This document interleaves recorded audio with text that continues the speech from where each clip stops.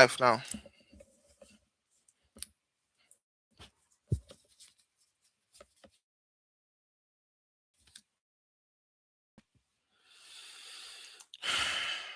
All right. Hello, everyone. Good evening, good morning, good afternoon from wherever you are watching me from.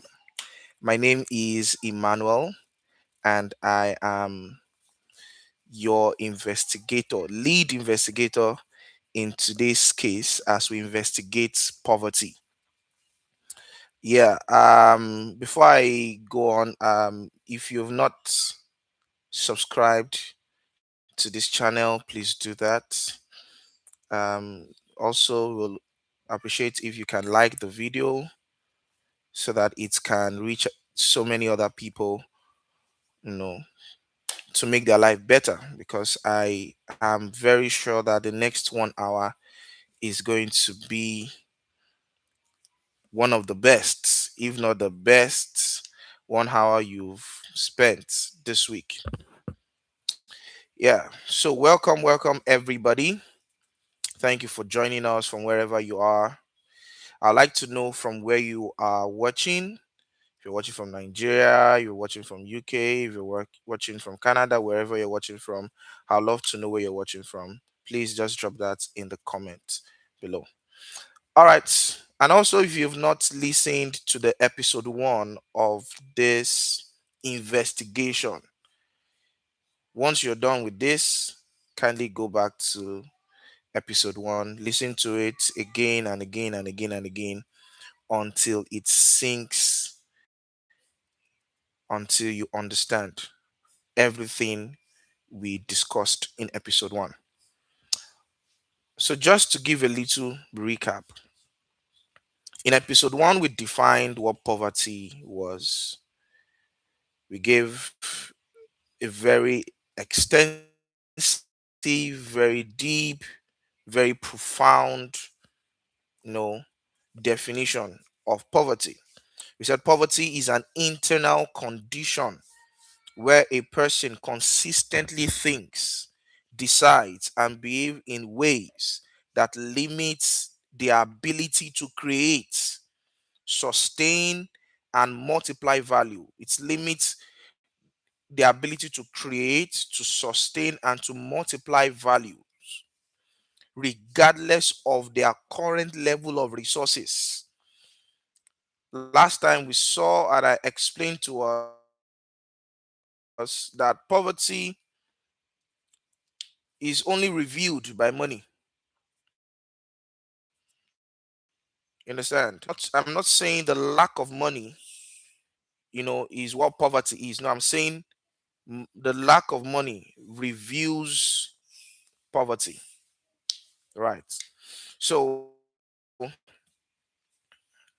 excellent, wonderful. So, and I also spoke about your mindset, right? That it all starts from the mindset. It all starts from your identity.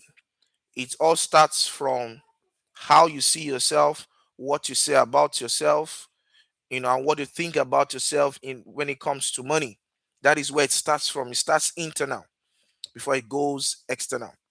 So, right, today I'm going to go into what I call the symptoms of poverty. The symptoms of poverty. Don't forget, we defined poverty as what? An internal condition, you know, an internal condition. But you see, there's always symptoms. For every condition, there's always symptoms, right?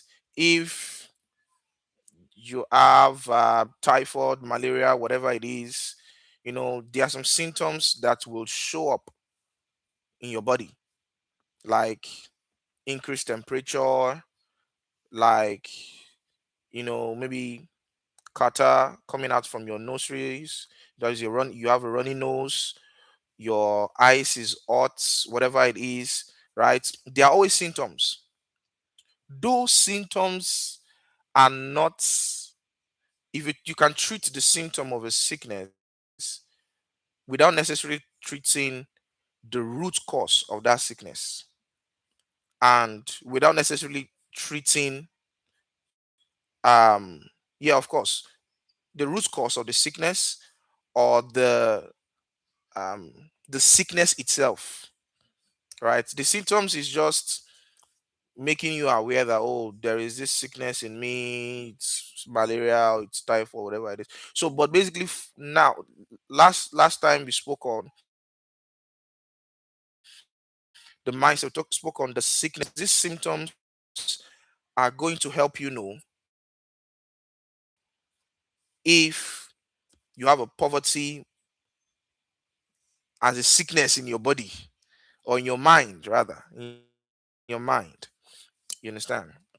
So we're going to be looking at that, because you see, many people always think, like initially said, many people will think that if you don't have um if you don't have money, then, oh, um you are poor. Not necessarily true, right? It's not true. There's some people that are doing the right things. They are still in the journey of wealth, right? So you cannot judge them early to say, oh, this person is poor, right? Until you look at some things in their life, right? The first symptom of poverty that I have here is mismanagement of time. I have five symptoms actually.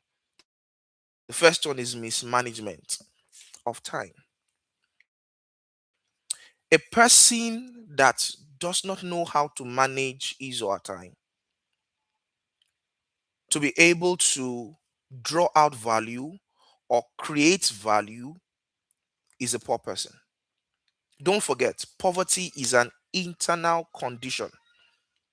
The first symptom, the first the first thing you would notice. Why? Because time is given to every one of us.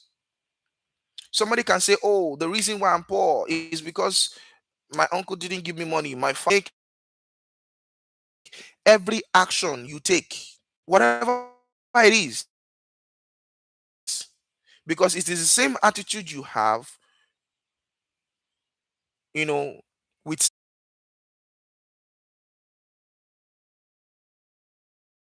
you will have. If you don't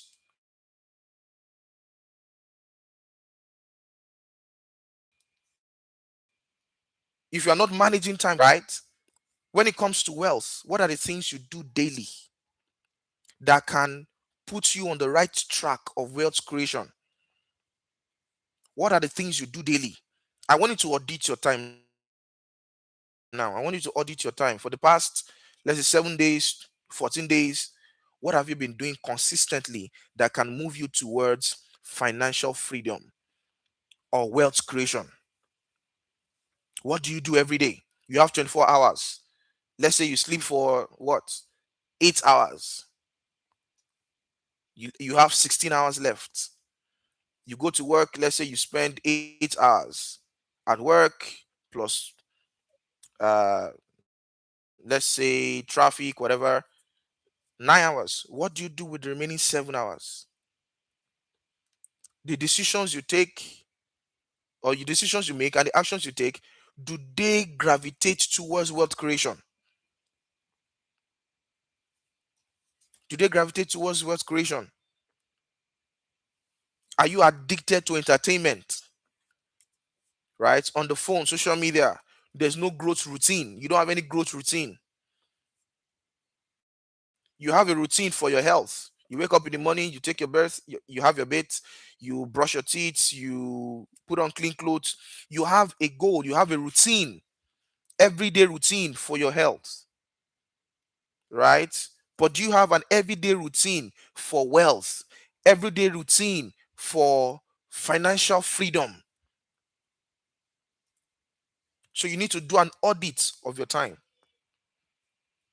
because if you cannot manage your time well, which is one of the most important ingredient of wealth creation, if you cannot manage it well, then you are poor. Where time is wasted, destiny is leaking. Where time is wasted, destiny is leaking. Let me give you the second symptom of poverty. Don't forget, we're discussing poverty. We're looking into the symptoms, every other thing in the first episode, and now we're looking at the second. We're looking. You are ignorant. You don't know you are ignorant, and you don't want to know that you are ignorant, or you don't want to know what to do to escape ignorance. This now, as I'm taking this symptom, I want to also look at it on the flip side, that I'm also talking about the ingredient of wealth creation. Like I spoke on time, number one. The second one is knowledge. Some of you think it's your salary that's the problem. You earn 100,000 naira, which is less than $100, right? And you say, "Oh, this is my salary. It's not enough. It's not enough. It's not enough. It's too small." What are you doing with the 100,000? You see, what are you doing with the 100,000? What knowledge do you know? What do you know that you can do to multiply that 100,000, to make it a 150, or to make it 200? What do you know you can do? Even if it's not the entire 100,000, what do you know you can do with 20,000 to make 20,000, 30,000, or 40,000? What do you know? You see, mismanagement of knowledge, refusal to learn. People go to school, spend 6 years in primary school, spend another 6 years in secondary school, that's 12. Then you spend, on the low end, you spend 4 years in tertiary, that's what? 12 plus 4, that's 16, right? Then you serve for 1 year, that's what? 17 years.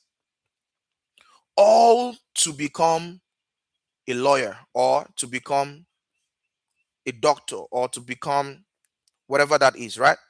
You spend 17 years to become it. But somehow you think that to be wealthy, it's just going to happen. You don't have years of investment, of time investment, of knowledge seeking investment in wealth journey. So how do you want to be wealthy? The best you can be is a lawyer or a doctor, whatever you studied in school. But if you need to, because the origin or the beginning of all things is knowledge. The beginning of it. You want to get married, you need to know about marriage. You want to start a business, you need to know about business. Starting a business, growing a business, scaling a business. Right? You want to do anything. You want to buy a property, you need to know, okay, what are the right papers to have? How can I verify them? So you need to know. But somehow we think that it is somebody else's responsibility, you know, to make sure that we prosper. Of course, the government's responsibility is to create a conducive environment for each and every one of us to thrive. But you see, in this same economy, some people know certain things that is giving them an edge over the masses. Some people know what to do. Some people know where the money is. Some people have the right mindset. Some people have the right information. What do you have? You scroll on TikTok. You're on Instagram for money tonight. You're on X from money tonight. Consuming random information that have no bearing to your to your journey of wealth. This makes me want to think that many people, their problem, they have the wish to be wealthy. They hope that one day they'll be wealthy, but really they've not sat down to investigate how to be wealthy.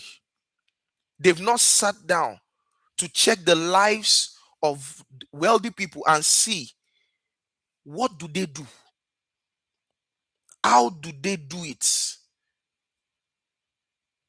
for them to be wealthy. You have no reading culture. You're 30 years old, you are 20 years old, you are 40 years old. You've not read a single book on wealth. You've not read a single book on riches, on prosperity. You've not read anything. Everything you consume on every social media platform is that comedy, skit, things that's not helping you any. If it was even helping you in marriage, okay, good. Else for prosperity. How many books? How many books have you read? Knowledge. Open your YouTube. Look at the people you are following. You are following comedians and you want to be wealthy. They are making their money. You are not following the people that shoot videos that teach you about wealth, that teach you about riches, that teach you about how to make money, how to manage your money, how to multiply money. You're not following those people. You're following, so knowledge, mismanagement of knowledge, no investment learning. You have fear, but when they come up with a Ponzi scheme, you are there. MMM, you are there. CBEX, you are there. But you don't understand how the system works. You don't know how to discern between a bad investment and a good one because you don't have knowledge. And many times, I'll move to the next point now. Many times, many of us were brought up, if you're, we're brought up by parents that have no clue about wealth or wealth creation. They don't know, so they can't pass anything to you. But you see, the best of what you know about money primarily came from your family, right? So you have to come out of your family, re-educate yourself. The books of wealthy of people, through their videos, through their course. This is very important. Knowledge. I spoke about time. Ignorance traps people in survival cycles. Ignorance traps people in survival cycles. Ignorance. You don't know how to multiply it. You don't even know there's anything like managing, multiplying, and um, making money. You don't even understand what money is. You don't understand the four jobs of money. You think money is just for spending. You don't know it has other mismanagement of relationships. Mismanagement of relationships. Many people don't have strategic relationship. Let me start from there. You know many people, you know people, but these people that you know, they're not the everybody is important actually, but there are people and there are people. I think there are people, I'm permitted to use the word, they are peoples, the masses, but they are people, men of men that control things. Because you have to understand that you need what you need. Somebody comes and say, "Oh, this person knows how to do this, or this person can provide you this service. Referrals, recommendations, or somebody holds your hand and take to somebody that is going to, give you an opportunity that's going to, bless you, that's going to bring you into wealth, opportunity. I quoted a scripture for us in Ecclesiastes chapter 9, verse 11. It says, being at the right place at the right time. Many times is a man that will coordinate your steps in the right direction. Yeah. Is a man that will coordinate your steps in the right direction. So if you don't have strategic relationships,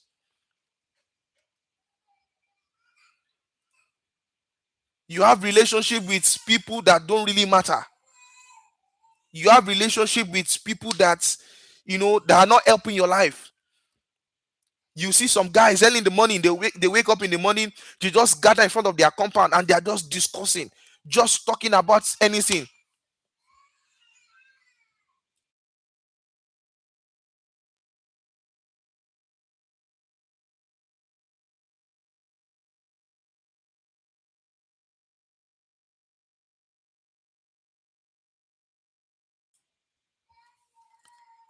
Just discussing about many things, discussing about a lady or ladies, discussing about football, discussing about, and their argument is very unreasonable kind of argument. Those are the relationship you have. That when you have trouble or when you have problem, there's somebody that you can call that will fight for you. But outside that, you don't know anything else. You don't know anybody else.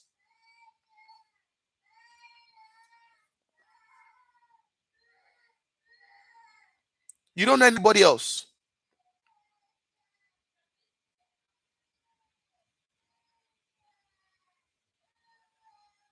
Sorry. Um, I'm having a background noise. I'm trying to uh sort that. Relationships, wrong associations, associations of people with no vision, nothing, or even some people you are isolated. You are like, oh, me, I'm on my own. Oh, I don't like to talk to people. I don't like to. Oh, you think you can make wealth on your own? There's nothing like on your own when it comes to that is the um recipe for poverty. This on your own attitude. Oh, I'm my own. I don't want anybody to disturb me. I don't want to disturb anybody. I don't have friends. Don't trust anybody. I don't trust anybody. That is a recipe of pops. So when you cannot build strategic relationship, or you cannot manage strategic relationship, then you are in problem. You're in trouble. You're in trouble, right? You should be able to discern the right relationship to be in. You should be able to create it. You should be able to maintain it. This is what you should do. Look around you. Who are the wealthy people around you? It can be your friend's friends, or maybe a friend to your friend or something. Who are the wealthy people around you? Write their names, right? Write their names down. As long as you know them, as long as they are your friends, as long as you have access to them, know their birthdays, their wife's birthdays, their children's birthdays. When you see a big man going to another big man's 5-year-old child's birthday, do you think he's going there to eat cake? He's not going there to eat cake. He's going there to create or to manage the relationship. He's going there to create or manage relationship. He's not going there for the child. He's showing love to the child, of course, but for the sake of the relationship he has or she has with the child's parents, because he knows or she knows that the parents is a powerful person. Look at it. You understand? Or the daughter of or son of a wealthy man is doing well, is having his wedding. You see mighty men, strong men in that kind of places. So write down the names of people, of wealthy people around you. Get their birthdays, get the birthdays of their spouse, get the birthdays of their children. Save it on your Google Calendar or whatever you're using. Save it there. Let it remind you 3 days or 1 week. Buy them a gift. Don't just send message, I joined the host of heaven to this is not the matter of I joined the host of heaven to appreciate you. Send them some, buy something. Go and deliver it yourself. Let them know that, oh, when I was having my birthday or celebrating something, oh, this person was around. Build strategic relationship.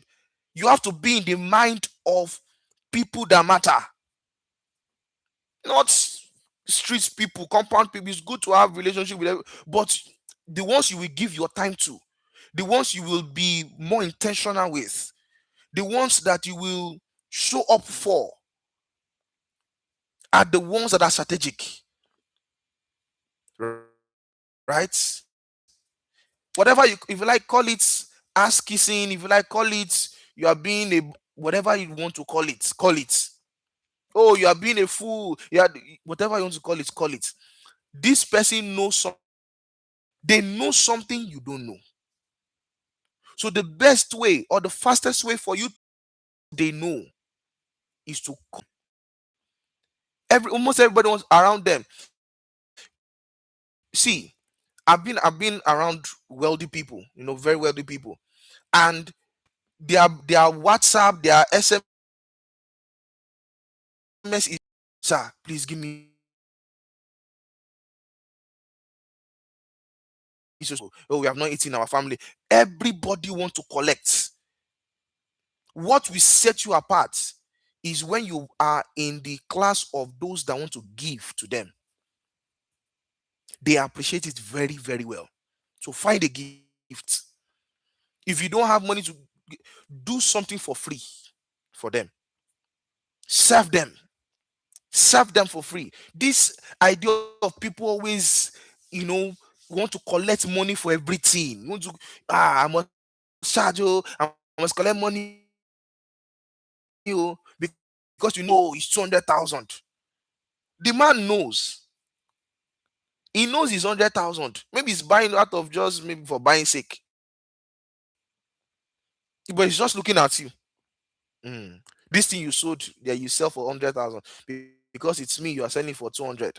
And he's going to laugh with you. He's going to tell you, ah, you say, ah, orgami, and it's because of you. That's why I'm selling it this price. He knows. When he has a serious thing to do, he's not going to call you. Maybe there is a program that's about to happen and they need someone to supply. He's not going to call you because he knows the will be the one to show you, open the door for you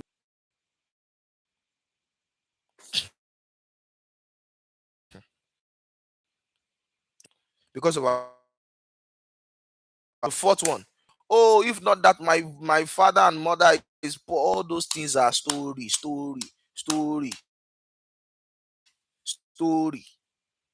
Oh, my wicked boss. That is, I mean, I think that one should be like the most popular. My wicked boss. Things are going up. They cannot even increase the salary. Complain, blaming. That's a mismanage. That's self mismanagement, laziness. You just want to sit and cross your leg, and you want manna to fall from heaven. Don't you think you are a fraud?